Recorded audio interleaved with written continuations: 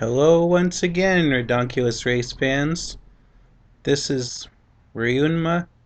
Yes, I think I've got it nailed down now that I am Ryunma. And this is my review of the Vietnam episode airing on Friday, Ca-Noodling. They certainly are picking some strange places for the people to go to, places for the contestants to go to. Who would have ever expected they're going to Vietnam? Certainly not me. Oh, and Devin grabs Stephanie instead of Carrie. Will he confess to her by accident and start the unexpected new love triangle I was hoping for last episode?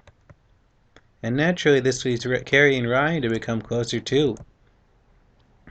But there's a flaw there I just realized on my second viewing today. Devin doesn't feel anything for Stephanie. If Carrie and Ryan do get together, which seems a bit unlikely at this point, then that would leave Stephanie and Devin more or less alone. And who would want that from a show like this? In retrospect, Stephanie's jealousy is just another sign that she still likes Ryan.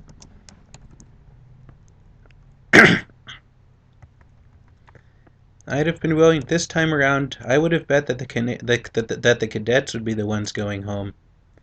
Carrie and Devin looked like they might also be the ones, but their side story didn't wrap itself up yet in the nice little predictable bow that Fresh TV has been preparing us for all season. There was a lot of love in this episode, or at least something like it. And who would have guessed that the chaotic daters or haters and the mostly law-abiding cadets would ever be part of an evil alliance? But given the fragile nature of past alliances in total drama, I find it highly unlikely that this one will stay together for too long either.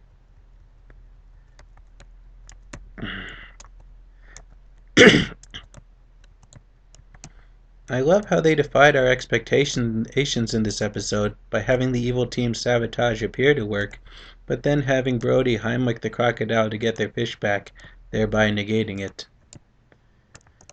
Or would that... wait. I think we expected the sabotage to work, but at some level maybe we shouldn't have, because none of their sabotages have really worked so far. What do you guys think? Was that expected or not that it wouldn't work? And when they were in the caves, I was glad to see that Carrie and Devin's relationship was finally getting back to something like normal. Something like they were at the start of the race, where things were not as awkward as usual. Devin's no longer quite so weird about things, and Carrie's no longer pretending to be unresponsive to his advances. Could this be it? And of course it wasn't. I was all set for this episode to be a non-elimination challenge. Did I really say that? But this came as a welcome surprise. At least we lost some players that I didn't really like, so that's good. But with only 5 teams left, there can no longer be an even 3-on-3 good versus evil thing going on.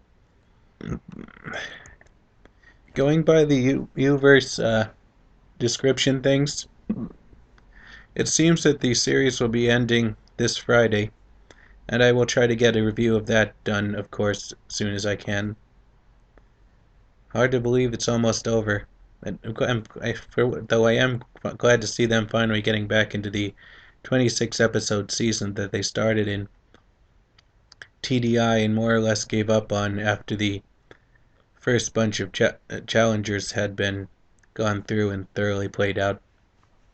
Will there be more total drama after the Redonkulous race? I'll continue watching, but we shall see.